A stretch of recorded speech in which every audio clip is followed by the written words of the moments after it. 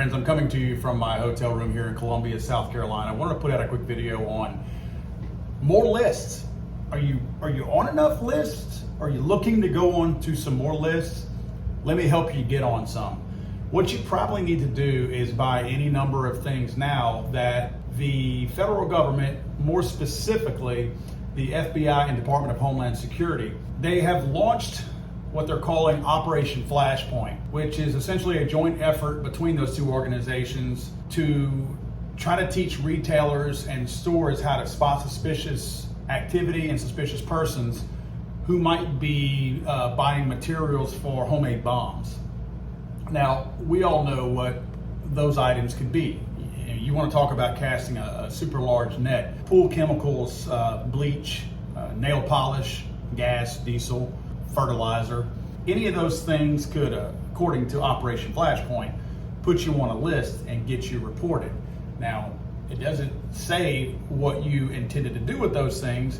It's just asking these people to rat you out. It's another one of these programs where they're trying to low-key get everybody to start ratting each other out. This is essentially a red flag law or red flag policy based around, instead of firearms, based on the potential hypothetical use of things that are in everyday use, but because they could be an ingredient in making of a bomb, now they want you to report your neighbor if you see them purchasing that. Now, they actually talk about how they've had an uptick in IED type issues domestically. Where are these IED? Where's the uptick at? Who is being attacked? Is this more victimless crimes? Because I'm not hearing about it. And in all honesty, guys, based on the memo that they put out with all the symbols and all that, that all of us are now on this list of extremists, you would think that we would know or hear something about this rash of IEDs, right? Because isn't it us and our friends and our family who are considered the domestic terrorists now? So shouldn't we be hearing about this? We're not. So where's it happening? Where is this rash of IEDs happening? Where are these homemade bombs being built at? Who's doing it? Again, we're not hearing about it, so I wonder who. If there's some real domestic terrorist groups in this country, we know that they're not investigating them. We know who those real domestic terrorist groups are. They're the ones that we have our vice president and other officials who have offered to pay bail money to get them out of jail once they burn things to the ground. So we know where the real extremists are. And I don't even suspect they are the ones buying all this bomb making stuff. Again, if it's a problem, nobody's talking about it. So it looks like this is another one of those tooth fairy, Easter bunny type extremist groups.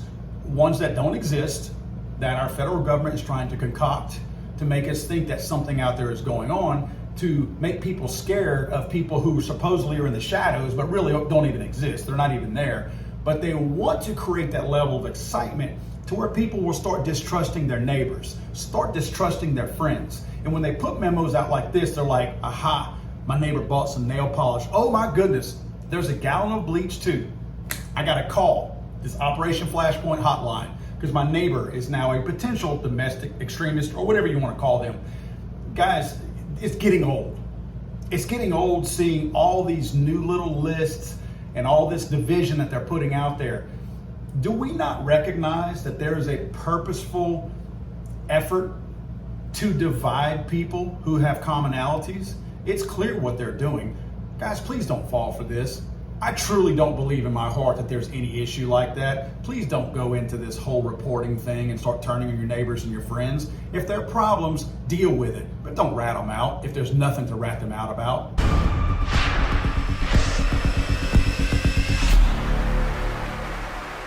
He's so horrible!